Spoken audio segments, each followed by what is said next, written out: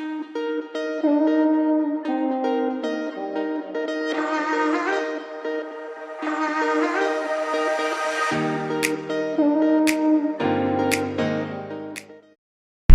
สดีทุกคนเนาะตอนทำเข้าสู่ช่องเดอะแบ็คโปรดักชั่นนั่นเองวันนี้เราก็จะไปเที่ยวสายในส่วนนอกตะวันเนาะซื้อส่วนมักนอนตัวส่วนกสิกรรมส่วนกสิกรรมปักเสียมันเป็นกระแสไล่เนาะที่พวกเราเห็นอยู่บนเฟซบุ๊กนะนี่ขึ้นหูให้เขาเจ้าเบิ่งเนี่ยนี่คนตัดเนาะนั่นเองเนาะมูฟอันนั้นแหละเขาจะไปเบิ่งไม่ใช่เขาไปเบิ่งเขาว่างเนาะเขาจะไปเนาะเดี๋ยววันนี้แหละเขาจะไปเบิ่ง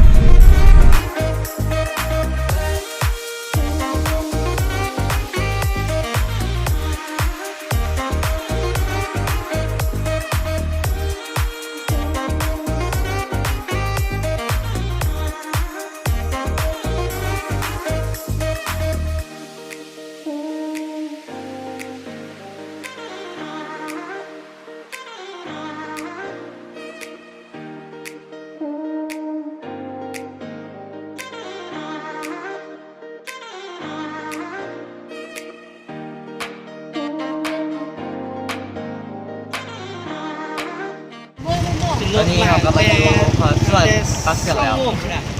นี่ปักเสือกมันมีเสบียงอ่ะแล้วเราจะพาไปดูว่าจะเป็นอะไรสำหรับให้ทีมเห็นคลิปนี้เราจะเฝ้าที่กันแล้วก็ที่อัพปุ๊บเลย อันนี้ก็จะเป็นครั้งที่น้องที่พวกเราจะมาเที่ยวส่วนสไตล์นี้ดูให้ส่งให้ทุกคนเบิ่งเนาะ อันนี้ก็เป็นที่มือพนักงานแบบปุ๊บจะเป็นพวกไก่ข้าวเหนียว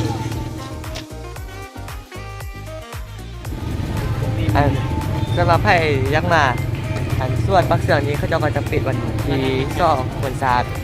พาฮิมาก่อนคลิปนี้การจะลงแถววันที่2นั่นแหละเราจะให้คลิปนี้ราคาฮิพามาได้คลิปนี้ลงสายการบริมา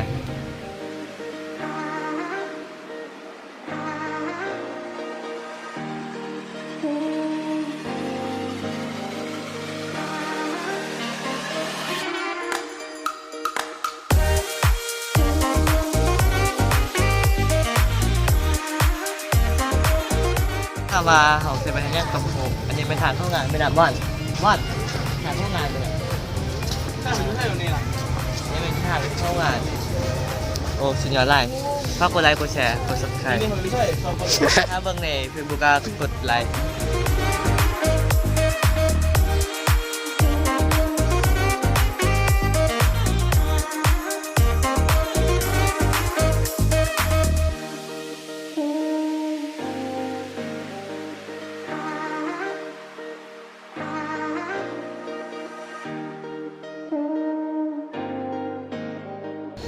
ตัวยังมาอยู่นี่ยังเป็นมาตัวกำแพงเดี๋ยวมื่อหน้าตอนนี้เขาก็มาอยู่เสื้อแล้วเนาะเบื้องนี้เราจะมาท้ายโฮบรอให้เบิ่งกันอันนี้เป็นดอกเนี่ยครับทุกคน ดอกไม้ ดอกไม้เนี่ยเนาะทุกคนนะ ดอกไม้เนาะครับได้หัวอยู่น้องอยากขึ้นมาดอกไม้นี่ดอกอันเงืองคูจะมีกินคือขี้เนาะทุกคนเนาะกินคือขี้นี่มีป่วยแล้วได้ เดี๋ยวจะพาทุกคนไปเบิ่งสัตว์ที่เขาจะเลี้ยงอยู่เฮียน คือตัวไปเลยเด้อเพิ่นจะก้อนอยู่ ด้านนั้นไปยิงลุงอันนี้เขาจะว่าห้ามจับเนาะแต่เขาจะมือของเป็นไพ่เขาซ่อนคนนี้เขาจะไปจับโซ่เนาะนี่จับเต็มเลยโอ้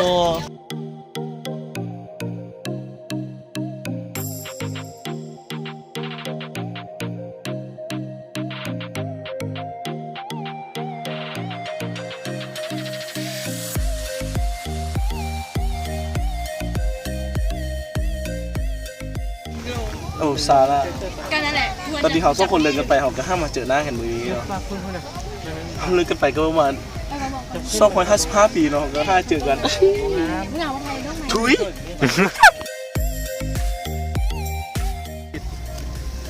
อันนี้ก็เขียนว่ามักเผ็ดใหญ่เนาะทุกคนวันนี้ทุกคนเอาไปโอ้โหมันช่างใหญ่เหลือเกิน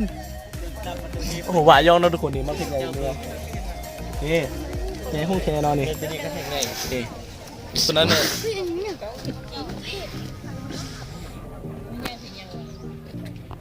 กล้องได้แถวเดี๋ยวกล้องได้ก่อนยกมือเดี๋ยวเอากล้องอินก่อนซะ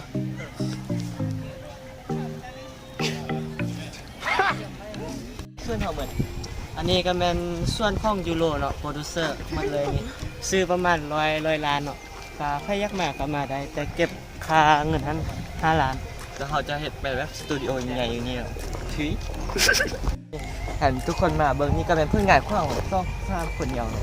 เขาเป็นคนปลูกเหมือนแล้วเขาก็เห็นแบบว่าเป็นเพื่อนงานคนนักศึกษา เจ้ามาซื้อต่อเสียเนาะเขาขายต่อไปประมาณ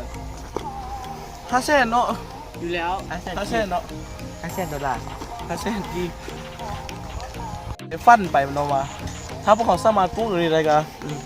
เก่งเติบเนาะโอ้ผักกะหล่ำปี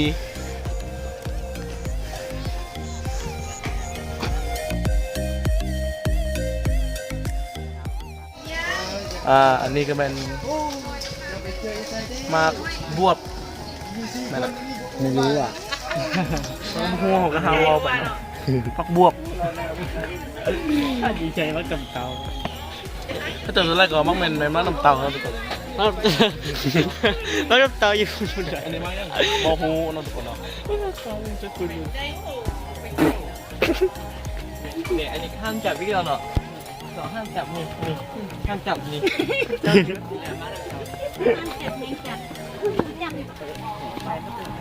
เอ๊ะว่ากำเตา อันนี้เป็น คุณอาจจะเหมือนกัน คนเขาเกิดมามักน้ำเต่าซื้อถันเขาบอกว่ามักน้ำเต่าปรุงเนาะทุกคนเขากับบุ้งกันเขากับเขาเว้าไปเนาะเขาเจ้าเลยเนาะ คลิปนี้เสี่ยงมันจะอัพบริเนาะเพราะว่าเขาลืมเอาใหม่มาไม่ยิงเพื่อนจะการกองนึกออกมาแล้วเขาจะพยายามทอยเงินซื้อกองอยู่เดี๋ยวจะไปเบิ่งคลิปงานแน่นอนเราเอาดูอัดนี่เขาบางอันเคยมาเคยยังมา อันนี้เข้าเจ้ากันว่ากสิกรรม เพื่อนอันนี้เป็นดองเนี่ย เดียวแบบมันหนึ่งสอง ส่วนเกษตรกรรมเนาะทุกคนเนาะ ขึ้นต้นไม้ พ่อแม่นี่ เพื่ เส้ อน น ดองไอ้เนี่ยว่ะต้องตะเวนเนาะ เกษตรดีกว่าเกษตรปักเสืองมาแล้วเกษตรปักเสือง เราอันก็จะปิดมือถือนี่เราเอา5 บาทมือว่าเขาถ่ายเบียกได้ในการคลิปเบอร์อัพซาไม่ได้โทษเขาเนาะเขาถ่ายตลอดเนาะอัพอันนี้ก็โทษคนตัดขึ้นหรือไม่ก็คนหนักเลย แต่ว่ามันแห้ว บ่มันบ่ได้แห้ว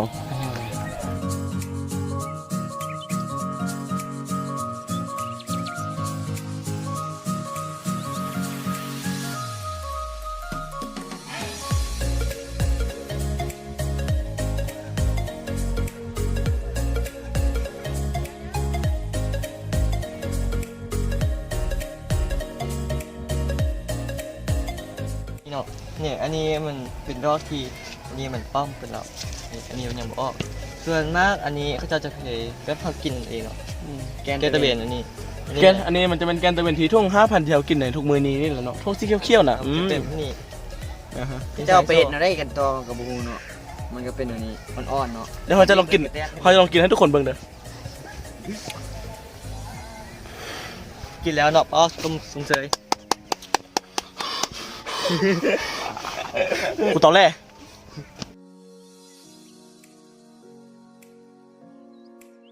เนาะเนี่ยอันนี้มันเป็นดอกที่อันนี้มันป้อมเป็นเราอันนี้มันยังบ่ออก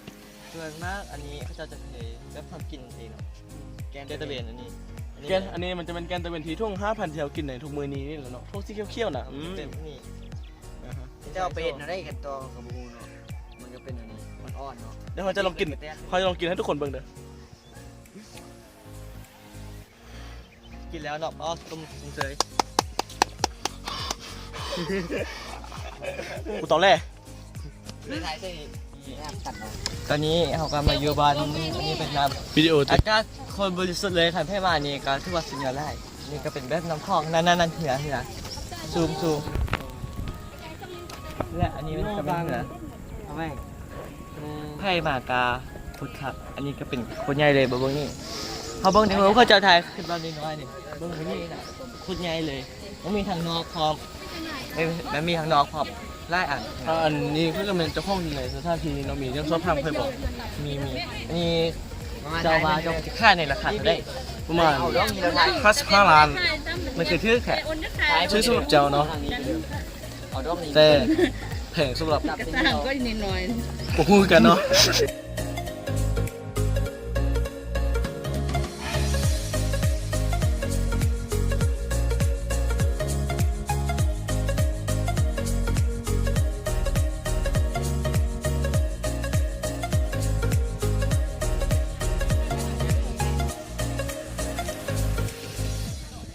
กล้องไม่หรอกล้อง อั ไม่ นนี้ถ้าว่ามันอยู่ไกลจากหมดของบางบัวกาบไก่ปานได้ประมาณที่รถก็ประมาณได้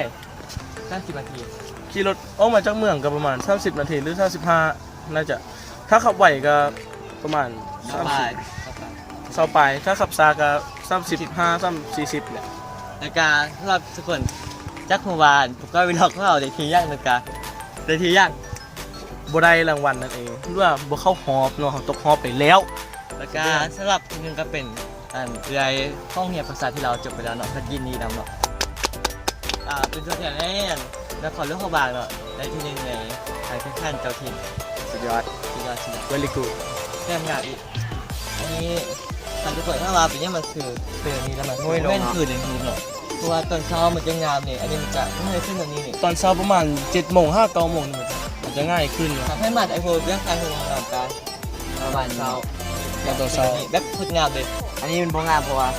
มันล้นออกหมด มันแรงเนาะ แกนกัน การจะลืมเนาะวันที่ซ่องธนาคารจะผิดหรอ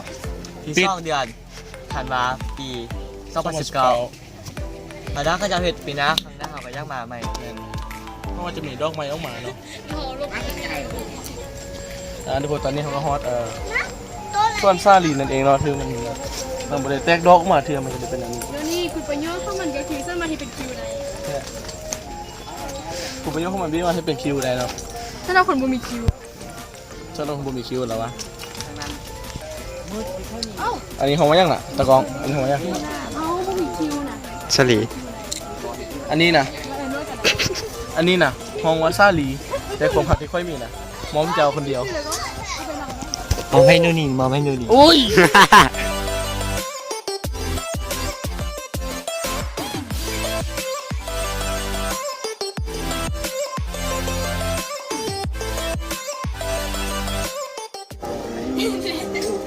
โอเคคลิปมื้อนี้ก็ได้จบไปทีครับพอยแล้วเนาะทุกคนไปไม่ได้บรรยากาศของส่วนกับประมาณนี้เนาะอันนี้คือจะเขียนว่ากองฟุ้งไป30 ปีมีใสเห็นบอก แล้วก็เรื่องฝากกดติดตาม 30 ปีมีใสเป็นใจย่อมาจากการที่เขาจะสร้างได้สร้างส่วนแห่งนี้เนาะ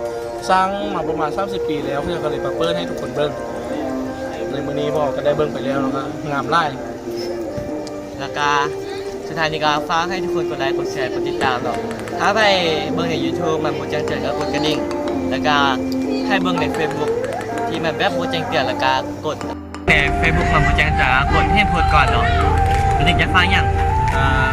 คอยติดตามทางช่องทาง YouTube กับทาง Facebook เนาะเพื่อที่จะติดตามพวกเขาให้เบิ่งคลิปใหม่ออกมาให้ทุกคนเบิ่งว่าจะเป็นอะไรในอนาคตกันท้าเบิ่งไปวันนี้พวกเราขอลาไปก่อน เจอกันใหม่คลิปหน้า